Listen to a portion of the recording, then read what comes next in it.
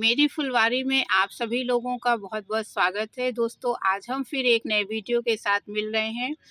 दोस्तों, जब हम अपने छत पे गार्डनिंग करते हैं, बहुत सारे पेड़-पौधे लगाते हैं, तो हमें उन्हें समय-समय पर खाद देनी पड़ती है, क्योंकि फर्टिलाइज़र के बिना जो पौधे हैं, उसी से उनको भोजन मिलता है और उनकी ग्रोथ होती है, फ्लावरिंग बड्स लगती है।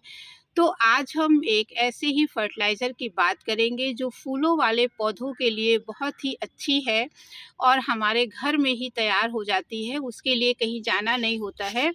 तो हम अगर उस फर्टिलाइज़र को अपने पौधों में अप्लाई करेंगे, तो देखेंगे कि हमारे जो पौधे हैं वो बहुत ही अच्छे हो जाएँगे और ख़ासकर जो गुलाब है, गुड़हल है, इस तरह के जो पौधे हैं, वो खाद इन पौधों पे बहुत ही अधिक कारगर होती है। तो मैं आपको दिखाती हूँ अपने किचन से ही निकलने वाला जो हमारा एक खाद है, बहुत ही बेहतरीन खाद है, आप इसको देखिए। ये जो खाद मेरे सामने रखी हुई है, ये दोस्तों तैयार की हुई ये चाय पत्ती की खाद है।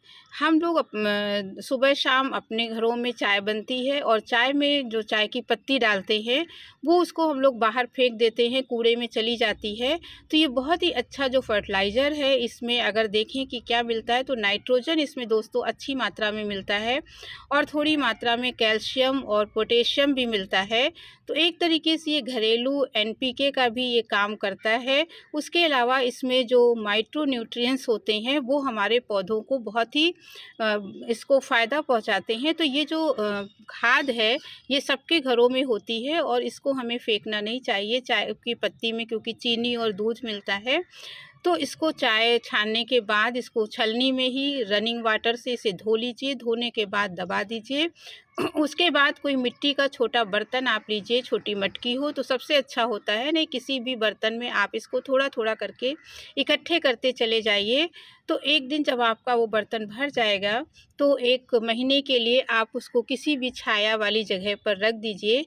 फिर देखेंगे 1 महीने के बाद देखिए आपकी कुछ इस तरीके से खाद निकल आएगी और इसको आप देखिए तो आप ये जान नहीं पाएँगे कि वो जो चाय की पत्ती हम लोग रोज़ फेंकते हैं, उसकी ये बहुत ही बढ़िया खाद बन गई है। तो इसको पौधों में हम कई तरीके से इस्तेमाल कर सकते हैं।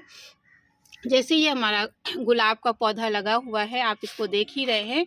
तो ये हमारा 12 इंची के पॉट में लगा हुआ है, तो इसमें हम थोड़ी-थोड़ी मात्रा में 2-2 चम्मच जो है इस तरीके से इसमें ऊपर मिट्टी में भी ऐसे डाल सकते हैं और इसकी हल्की गुड़ाई कर दें, तो ये मिट्टी के अंदर चला जाएगा, मिक्स हो जाएगा। तो धीरे-धीरे इसकी जो खाद है वो पौधा उसकी खाद को लेने लगेगा और इसमें आप देखेंगे कुछ दिनों में इसकी जो हरियाली है पत्तियों की बढ़ जाएगी, इसकी बड्स में इजाफा हो जाएगा और जो फूल है वो भी बड़े-बड़े होंगे।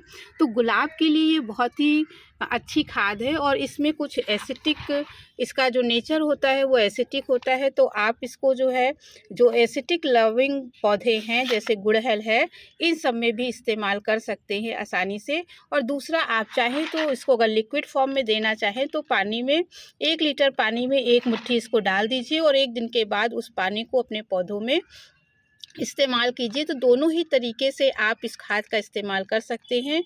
तो दोस्तों, ये बहुत ही फ्री की खाद है, बहुत ही अच्छी खाद है, ख़ास तौर से हमारे गुड़हल के पौधे के लिए और गुलाब के पौधे के लिए। तो आप इस खाद को जो घर से ही निकलने वाली है, इसको फेंकिए नहीं, इसको आप कलेक्ट कीजिए और गार्डनिंग आप करते हैं तो ये आपके पौधों के लिए बहुत ही अच्छी खाद ये साबित होगी। तो आप इसे भी अपने यहाँ इस्तेमाल कीजिए। इस तरीके से किचन वेस्ट से बहुत सारी खाद हमारी तैयार हो जाती है। तो दोस्तों, आज इसी खाद के बारे में आपको बताना था। अब इस वीडियो को यहीं समाप्त करती हूँ। आपको अच्छा लगा हो वीडियो तो चैनल को सब्सक्राइब कीजिएगा, लाइक कीजिएगा, शेयर कीजिएगा।